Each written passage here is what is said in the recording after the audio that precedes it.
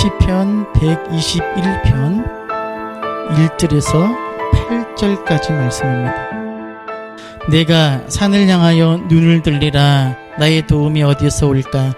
나의 도움은 천지를 지으신 여호와에게서로다. 여호와께서 너를 실족하지 아니하게 하시며 너를 지키시는 이가 졸지 아니하시리로다. 이스라엘을 지키시는 이는 졸지도 아니하시고 주무시지도 아니하시리로다.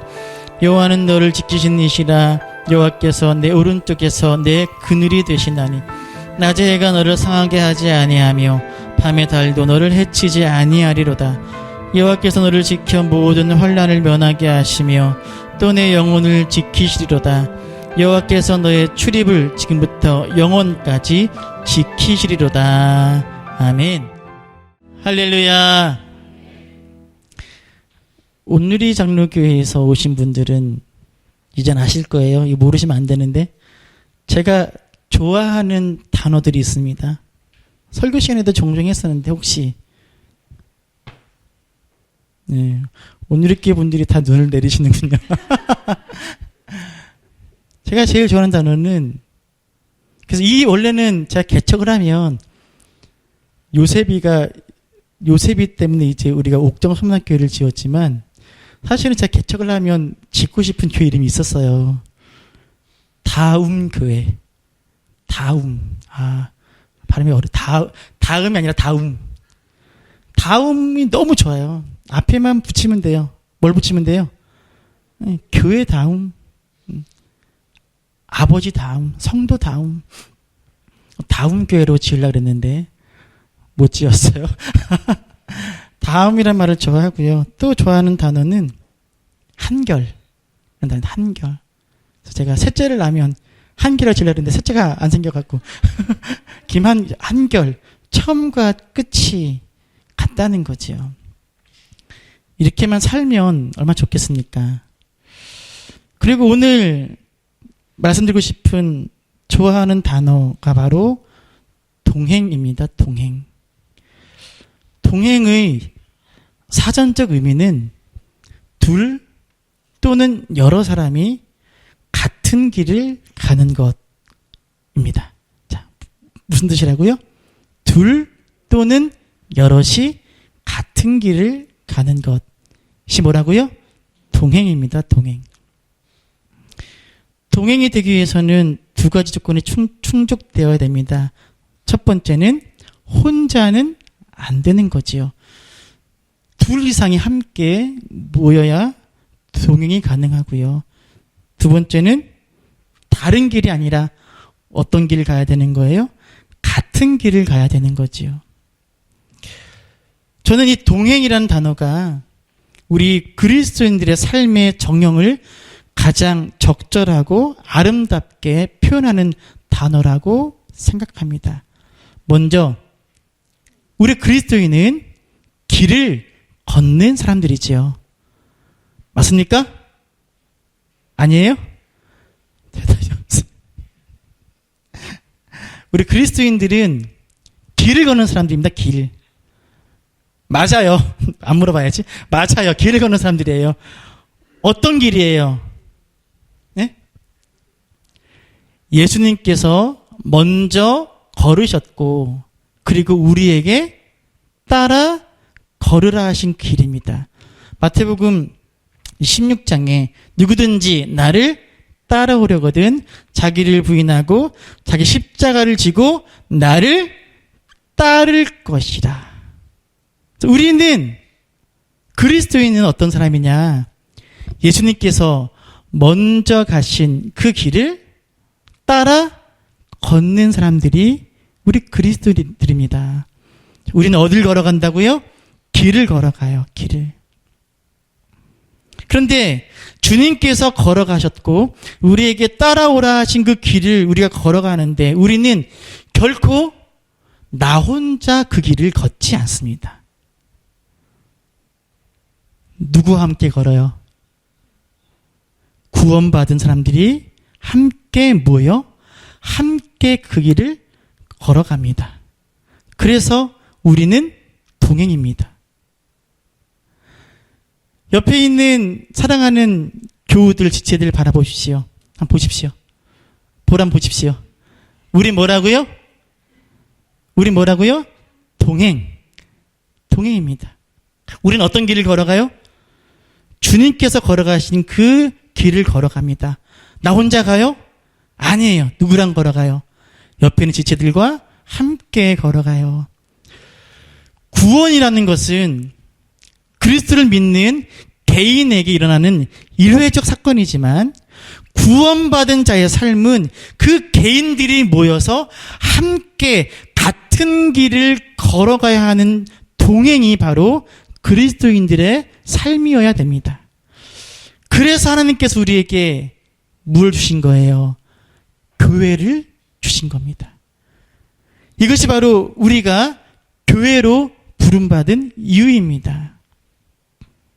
하나님은 우리가 구원받은 우리가 나 혼자 주님의 길을 걸어오기 원하지 않으시고 구원받은 나가 모여 우리를 이루어서 함께 그 길을 동행하며 걷기를 원하십니다.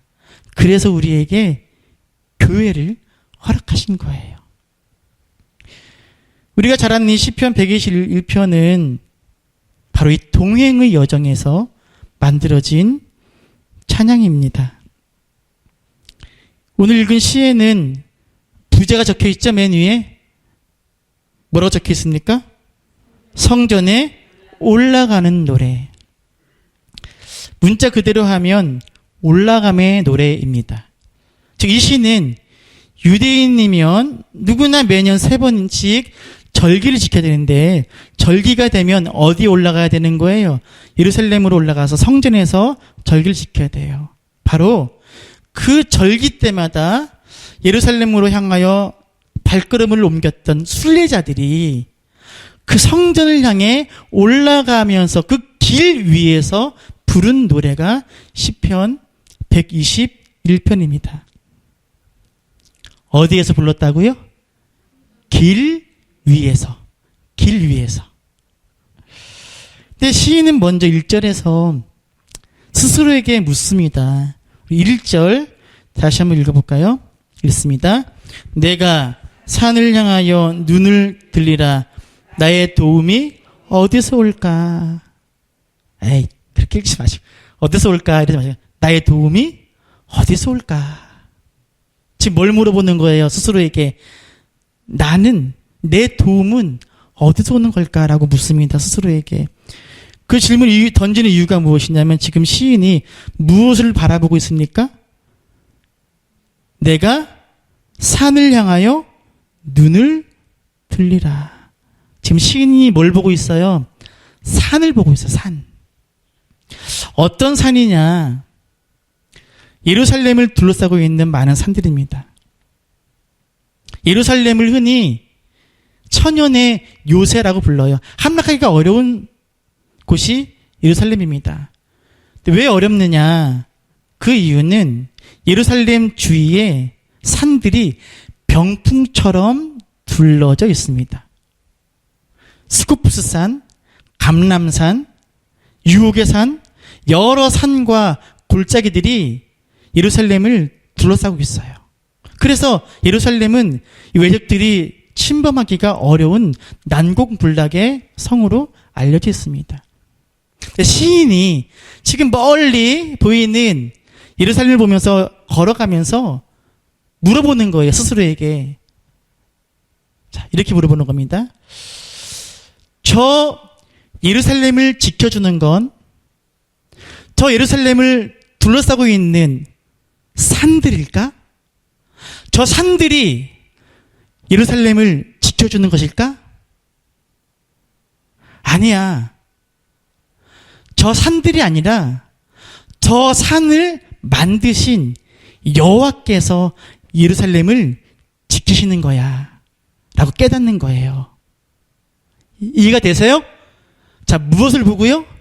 산들을 보고 예루살렘을 지켜주는 것은 산이 아니라 뭐라고요?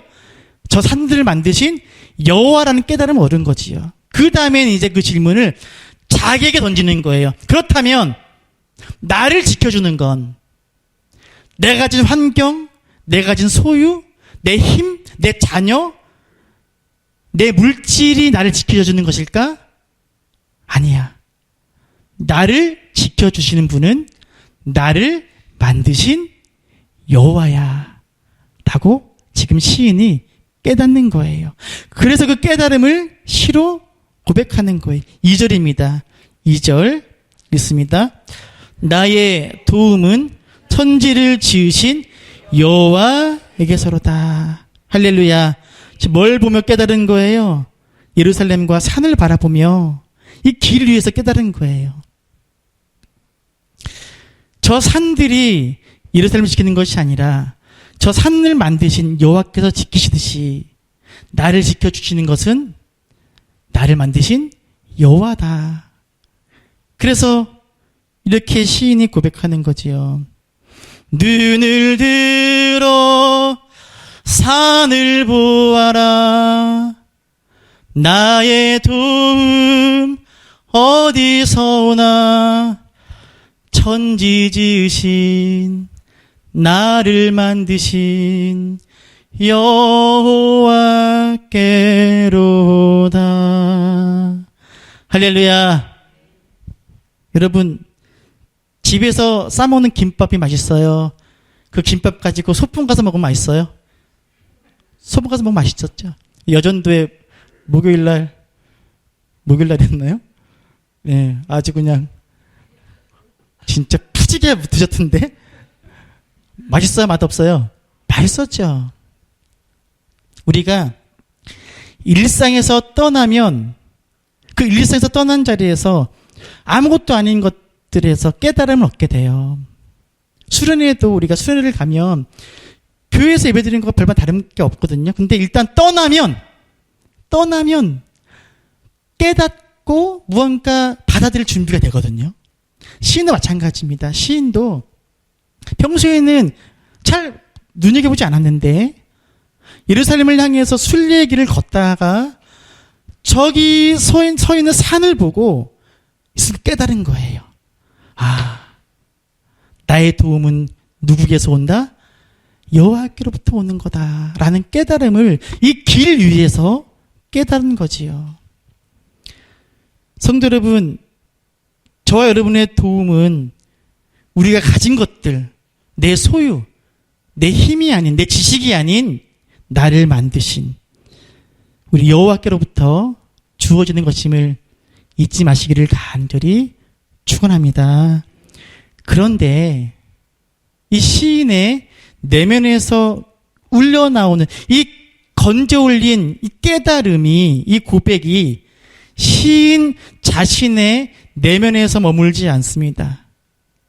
자, 1절, 2절을 보면 내가 산을 향하여 눈을 들리라. 나의 도움이 어디서 올까? 나의 도움은 천지를 지으신. 다 누구 이야기예요?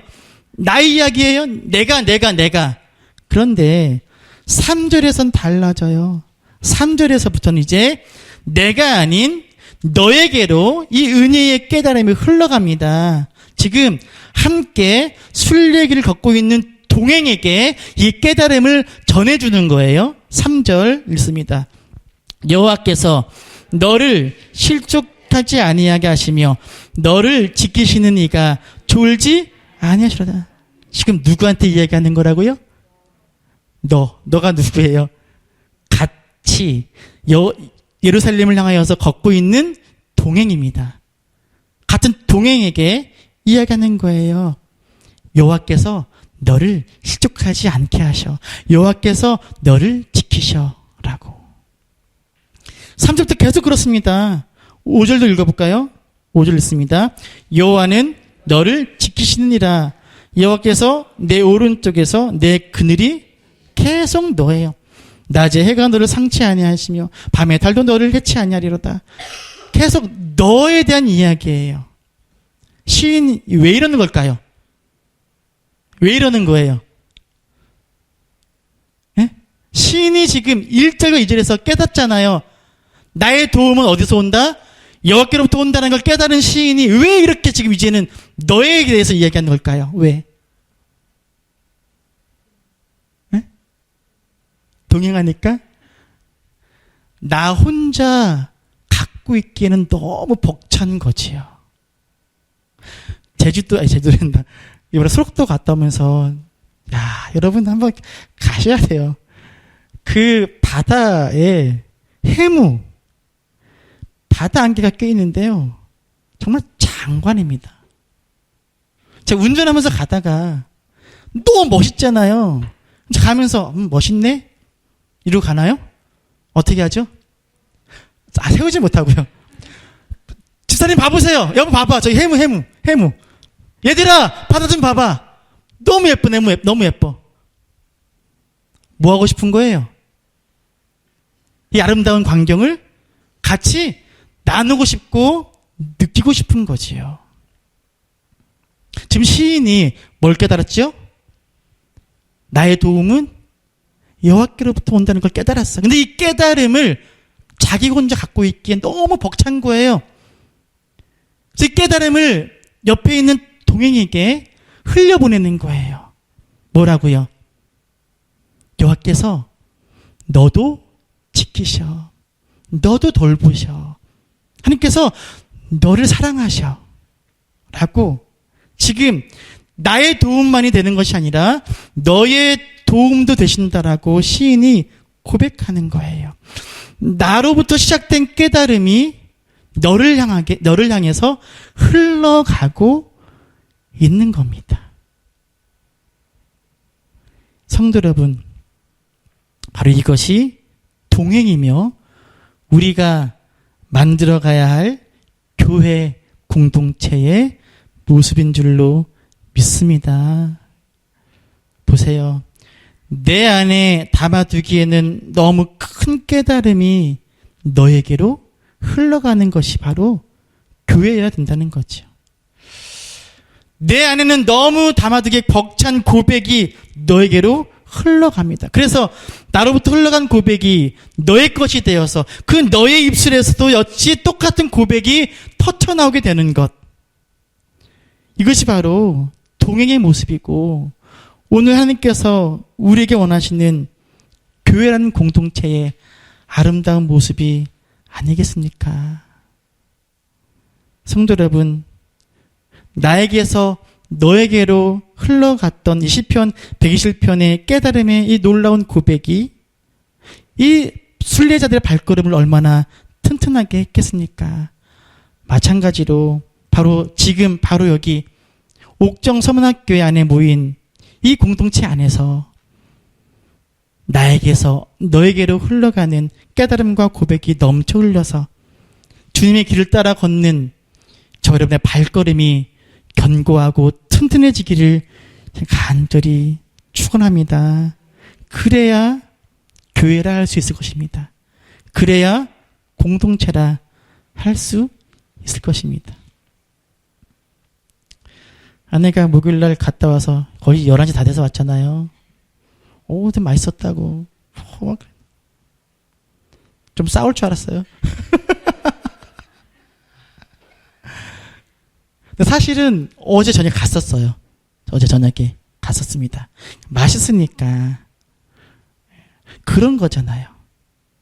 내가 일주일 동안에 하나님께 받은 너무나 큰 은혜가 있어요. 근데 그 은혜를 내 안에, 내 안에만 갖고 있긴 너무나 아쉬운 거예요. 그래서 주일날 교회에서 식사를 마치고 같이 앉아서 앞에 앉은 같은 교회에게 뭐 하는 거예요? 그걸 이제 꺼내는 거죠. 집사님, 내가 지난 한 주간에 이런 일이 있었는데 이런 걸 깨달았어, 집사님. 그럼 상대방은 어때요? 속으로 뭐래 지금? 잘났어. 정말? 이러면 안 되는 거죠. 그 깨달음을 내 안에 다시 머물게 해서 그 깨달음이 내 깨달음이 되게 간절히 원하는 거죠. 그래서 그런 일이 닥쳤을 때, 아, 집사님이 그때 이래서 이렇게 이야기한 거구나. 그래, 맞아. 그 깨달음의 고백이 내게 힘이 되어지고 내게 위로가 되기도 하고 힘이 되는 것이 바로 동행이죠, 동행. 옥정서문학교의 특징이 그거 같아요. 교회 올 때 이렇게 서로 같은 차 타고 이렇게 몇 명 같이 오잖아. 동행, 다들 동행이는데. 그게 동행이잖아요. 근데 그저 한 교회를 왔다 갔다 하는 그런 동행이 아니라 내가 삶에서 깨달은 은혜와 그 고백을 같이 나누는 그 동행이 된다면 그 공동체가 얼마나 건강하겠습니까? 얼마나 그 공동체에 속해 있는 것이 행복하겠습니까? 내 일상에서 깨달은 은혜가 있으니까 너에게 흘려보내십시오.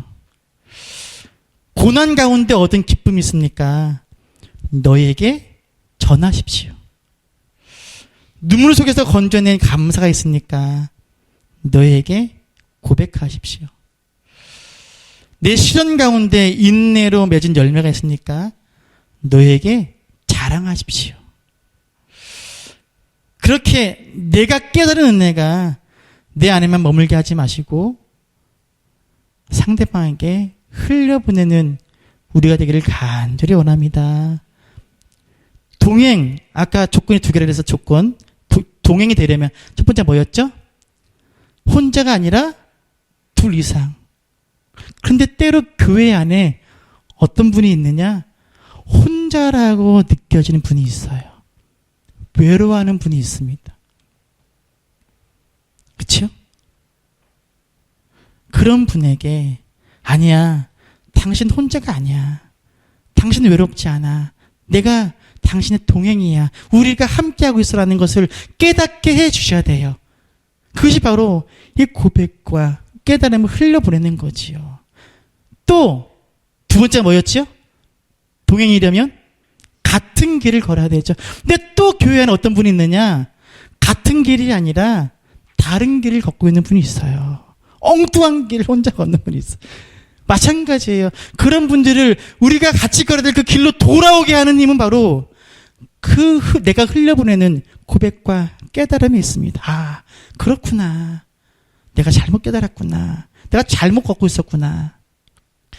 혼자라고 느껴지는 사람을 혼자가 아님을 깨닫게 해주고 다른 길을 걷고 있는 사람으로 같은 길을 걷게 하도록 돌아오게 하는 힘은 바로 이 공동체 안에 있습니다. 내가 깨달은 고백, 내가 깨달은 감사, 은혜를 너에게 흘려보내는 거예요.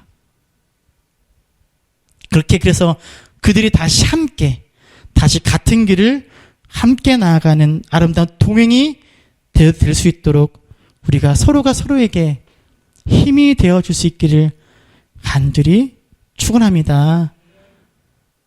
우리 아름다운 동행이 됩시다. 옆사람께 인사합시다. 내가 너의 동행이 되어줄게요. 내가 너의 동행이 되어줄게요. 아, 싫어요?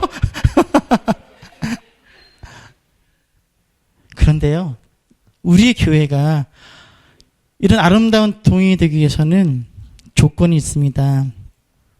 뭐냐면 내가 먼저 깨닫고 고백하는 게 있어야지요. 그래야 뭐 할 수 있는 거예요? 그래야 전해주죠. 전해줄 건 쥐뿔도 없어요. 뭐 깨닫는 게 있어야지. 아니 뭐 있어야 주죠. 있어야 주지.